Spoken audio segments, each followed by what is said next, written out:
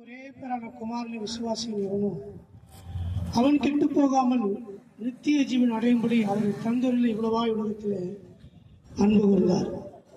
வருத்தப்பட்டு பாரம் சுமக்கிறவர்கள் நீங்கள் எல்லாரும் இடத்துல வாருங்கள், நான் உங்களுக்கு இளைப்பாறுதல் தருகிறேன் என்று ஆண்டவராகிய இயேசு கிறிஸ்து சொல்லியிருக்கிறார்.